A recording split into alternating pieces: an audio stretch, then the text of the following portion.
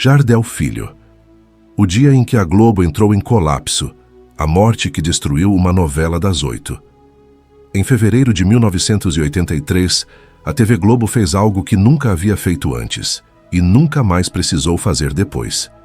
Num sábado de manhã, a emissora mais poderosa do país ligou para um autor e disse que precisava dele com urgência. O autor atendeu, ouviu o que tinham a dizer e respondeu com 3 palavras que jogaram a Globo numa crise sem manual, sem precedente e sem saída limpa. Ele disse: "Não consigo mais." A novela das 8 estava no ar. O Brasil inteiro assistia. Faltavam 20 capítulos para o fim. E o homem que havia escrito cada linha daquela história, que havia construído cada personagem, que havia passado anos colocando a alma naquele projeto, simplesmente disse que não ia continuar. Não porque havia perdido a inspiração, não porque havia brigado com a emissora, mas porque o único homem para quem aquela novela havia sido criada havia morrido naquela manhã. E sem esse homem, para o autor, a história não fazia mais sentido nenhum. O que aconteceu nos dias seguintes foi o maior colapso de bastidores da história da televisão brasileira. E a história do homem que estava no centro de tudo isso é muito maior do que o Brasil teve tempo de entender antes de perdê-lo.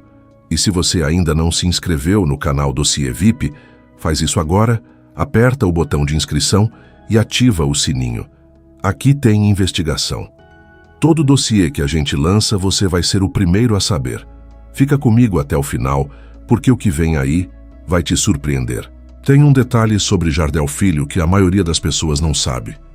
Um detalhe que muda completamente a forma como você olha para a carreira dele. Jardel Filho não queria ser ator. Não era aquele menino que desde pequeno subia em cima de cadeira para imitar personagens, que ficava na frente do espelho ensaiando falas, que sabia desde sempre qual era o seu caminho. Era o oposto. Jardel cresceu dentro de uma família que vivia de arte. O pai, Jardel Gercoli, era empresário teatral, homem de espetáculos musicais, uma figura conhecida nos palcos brasileiros. A mãe era atriz, a casa respirava teatro, e foi exatamente por isso que o pai não queria que o filho seguisse por ali. Ele sabia de perto o que aquela vida custava, sabia das instabilidades, das incertezas, dos anos bons que de repente viram anos ruins sem avisar. Então fez questão de empurrar o filho para outro lado. Jardel foi para o Colégio Militar do Rio de Janeiro. Tentou a carreira militar de verdade. Se formou. Seguiu o roteiro que o pai havia traçado com cuidado. Por um tempo aquilo funcionou, mas então o pai morreu. E tudo que havia sido construído com tanto cuidado desmoronou de uma vez. Jardel, filho único, precisou trabalhar para sustentar a casa. Foi parar na Aerovias Brasil, longe de qualquer coisa que lembrasse palco ou câmera. A vida havia tomado uma direção completamente diferente da que o pai temia. Mas 2 homens não deixaram a história acabar ali. Brutus Pedreira e Miroel da Silveira foram até Jardel. Foram literalmente até ele. Olharam para aquele jovem que estava de costas para a arte e disseram que ele precisava estar no teatro. Jardel resistiu quanto pôde e então cedeu. Tinha 16 anos quando pisou num palco pela primeira vez como ator, numa peça chamada Desejo, de Eugene O'Neill, numa montagem dirigida pelo lendário Ziembinski, um dos diretores mais importantes da história do teatro brasileiro. O resultado foi tão imediato e tão avassalador que parecia injusto com todo mundo que havia estudado para estar onde Jardel chegou no primeiro dia. Ele ganhou o prêmio Revelação do Ano, na estreia, com 16 anos, e o que veio depois foi uma carreira que levou décadas para o Brasil inteiro entender o tamanho do que estava assistindo. Jardel passou pelos maiores nomes do teatro brasileiro nos anos 1940 e 1950. Trabalhou com Dulcina de Moraes, com Henriette Morinot, com Bibi Ferreira, com Maria Della Costa. Com a peça Jezebel, ganhou a medalha de ouro da Associação Brasileira de Críticos de Teatro como melhor ator do ano. Depois veio o cinema. Mais de 30 filmes ao longo da carreira, incluindo 2 que entraram para a história do audiovisual brasileiro de um jeito que não tem como apagar. Em 1967, Jardel protagonizou Terra em Transe, de Glauber Rocha. Se você sabe o que é o cinema novo, você sabe o que significa estar no centro de uma obra de Glauber. Terra em Transe não é só um filme, é um dos documentos políticos e artísticos mais importantes que o Brasil já produziu. Em 1969, veio Macunaíma, de Joaquim Pedro de Andrade, onde Jardel interpretou o vilão Venceslau, um gigante canibalesco, absurdo, inesquecível. O filme foi ovacionado na Europa, e no Festival de Brasília, Jardel levou o troféu Candango de melhor ator coadjuvante.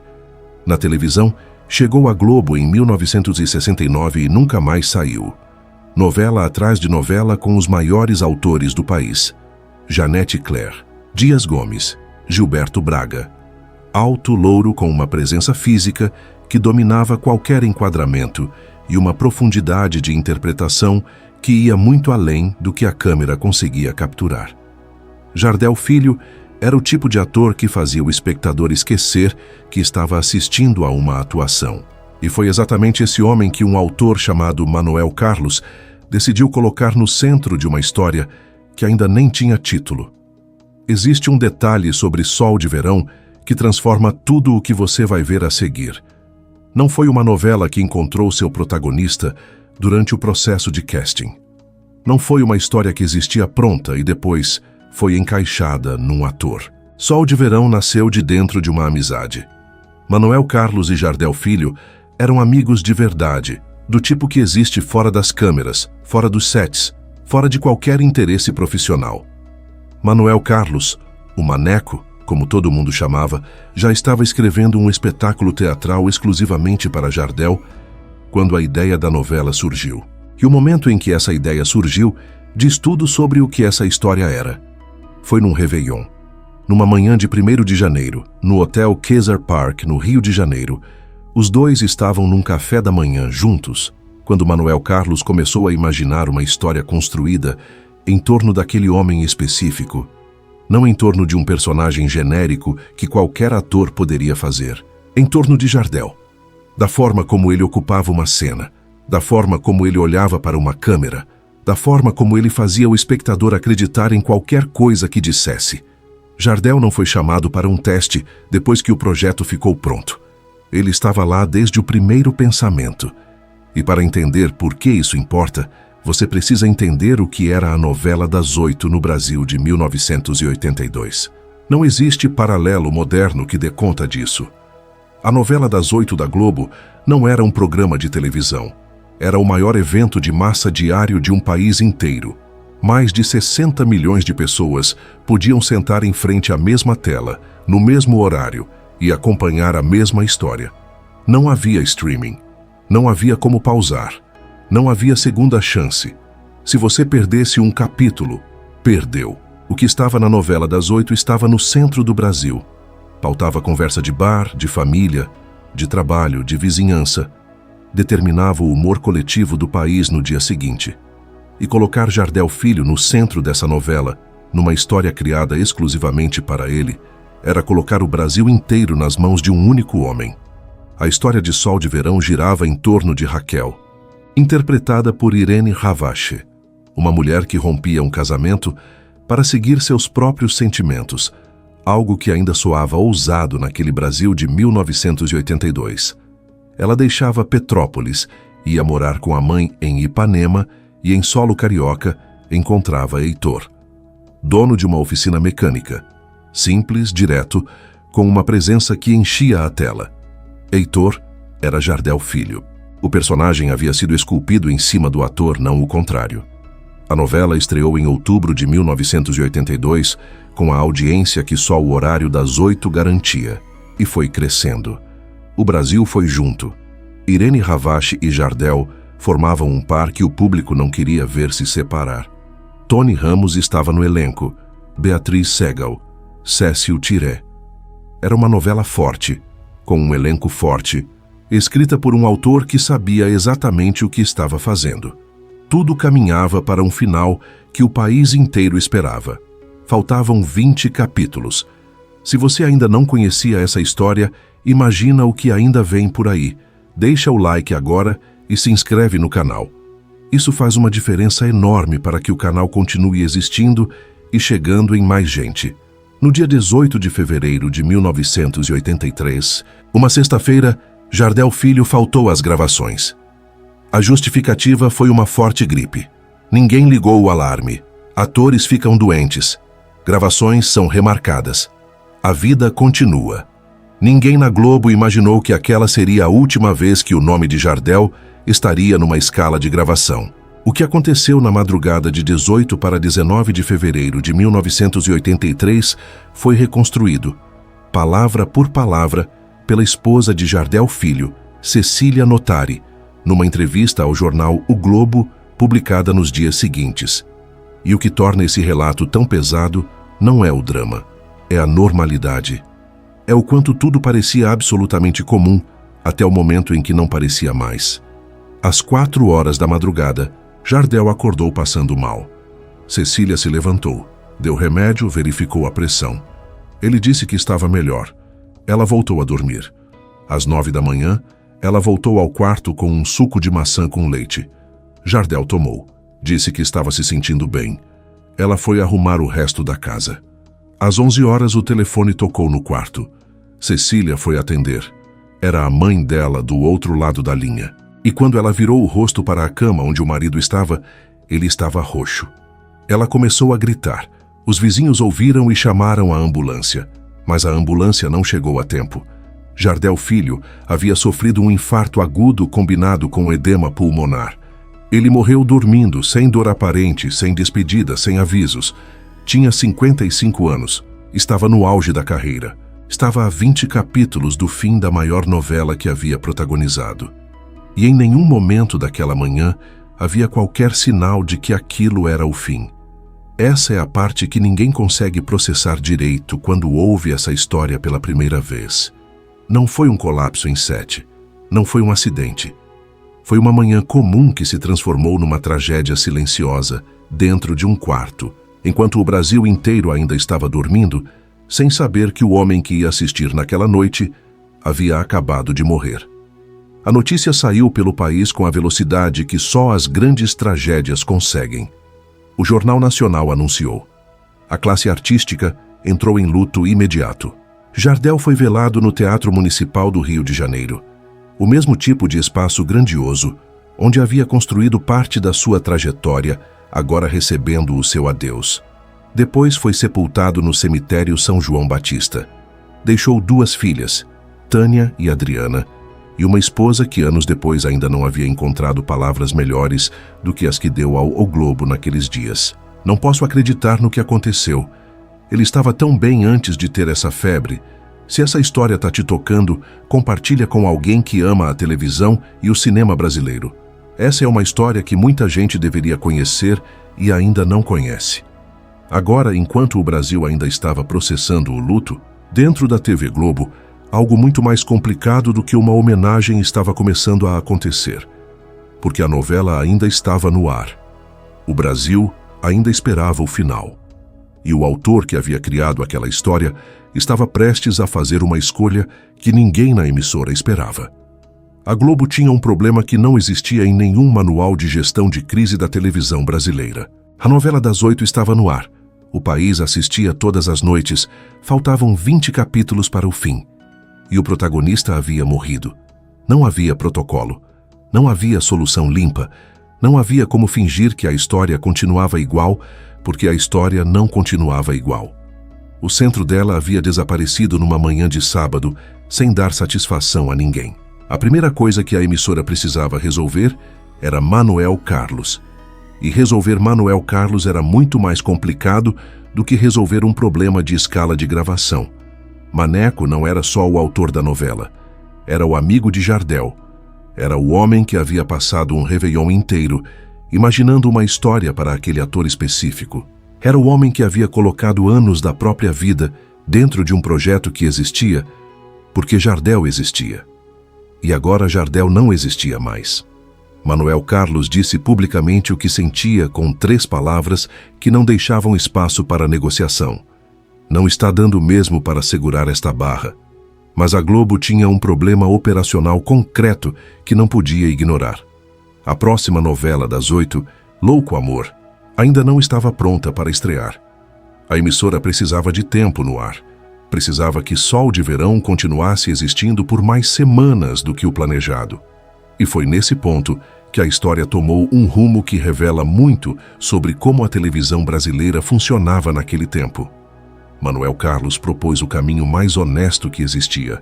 Disse à Globo que a novela deveria ser encerrada rapidamente, que a morte de Heitor deveria ser assumida na trama, porque, nas palavras dele, todo o Brasil já sabia do ocorrido. Era uma saída com dignidade. Era uma saída que respeitava o luto do país, a memória do amigo e a inteligência do espectador. A Globo disse não. A emissora queria mais capítulos, mais tempo, mais novela. E Manuel Carlos respondeu com a única coisa que ainda estava dentro do seu controle. Foi embora. O autor abandonou o projeto. O homem que havia criado Sol de Verão num café da manhã de Réveillon saiu pela porta sem olhar para trás, deixando a Globo com uma novela sem protagonista, sem autor, e com o Brasil inteiro esperando um final que ninguém ainda sabia como escrever.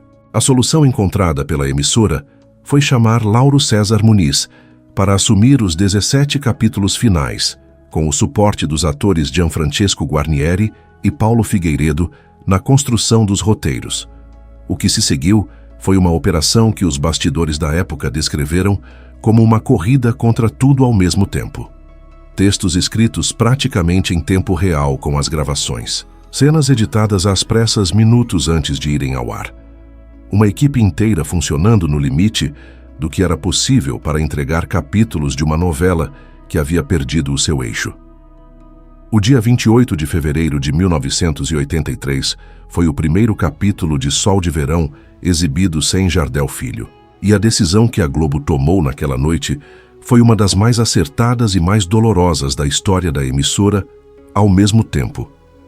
Em vez de fingir que nada havia acontecido, em vez de tentar encaixar um substituto ou apagar a ausência com cenas novas, a novela abriu com uma imagem congelada de Jardel, uma foto, estática, e a voz de Irene Ravache, a Raquel da novela, tomou o lugar de qualquer diálogo para dizer ao Brasil: uma ideia não morre. É uma semente que germina despertando novas ideias. A bandeira de Heitor está em nossas mãos. O Brasil chorou, não como figura de linguagem, como fato. Milhões de pessoas em frente à televisão, numa noite de fevereiro, chorando por um personagem que havia deixado de existir porque o ator que o habitava havia morrido. E nos capítulos seguintes veio a cena que se tornou o símbolo visual mais poderoso e mais perturbador de toda essa história. Um trator entrou em cena e destruiu um jardim inteiro.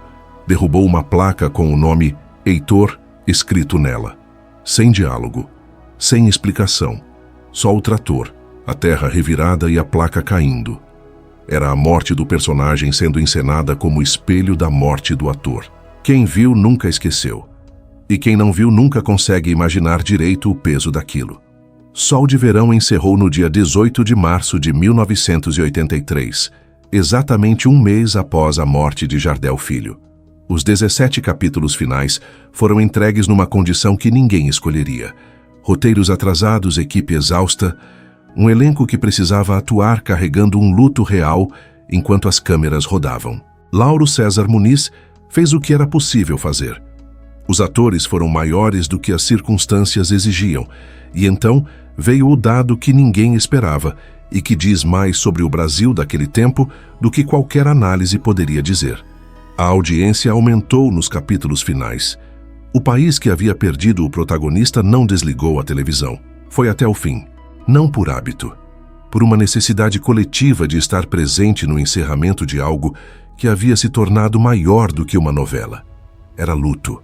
Era a única forma que 60 milhões de pessoas tinham de se despedir de um homem que a maioria nunca havia conhecido pessoalmente, mas que havia entrado dentro das casas delas toda noite por meses. O governador do Rio de Janeiro, Chagas Freitas, batizou com o nome de Jardel Filho o viaduto recém-construído na Rua Soares Cabral. A cidade carregou o nome dele nas suas ruas antes mesmo que o luto tivesse nome. Manuel Carlos se afastou da Globo por 9 anos. A versão oficial do afastamento é que seu contrato não foi renovado depois que ele publicou um artigo na revista Veja criticando publicamente um diretor da emissora. E essa versão é verdadeira. Mas existe uma camada nessa história que os números não capturam. O homem que havia criado Sol de Verão num Réveillon, que havia passado anos construindo uma história em torno de um amigo, que havia dito "não consigo mais" e saído pela porta quando a Globo pediu mais capítulos. Esse homem ficou 9 anos fora da emissora.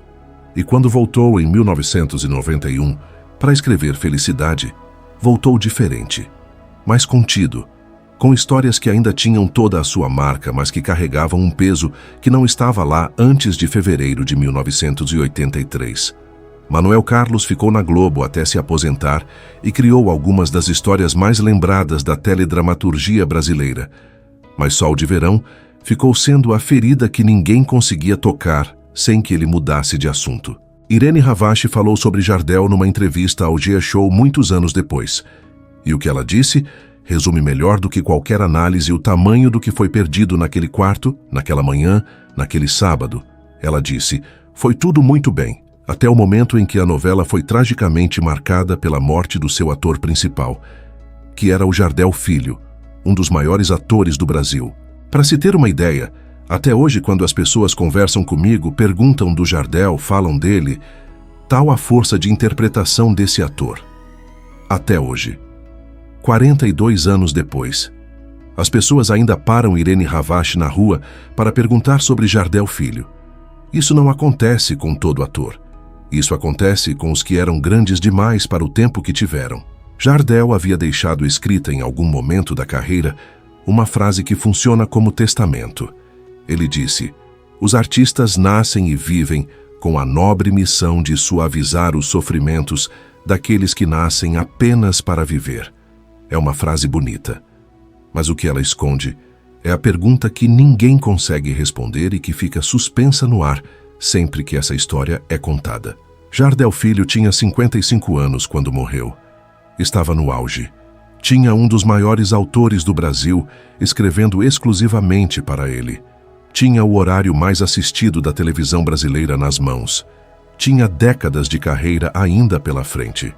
O que mais viria depois de Sol de Verão nunca vamos saber.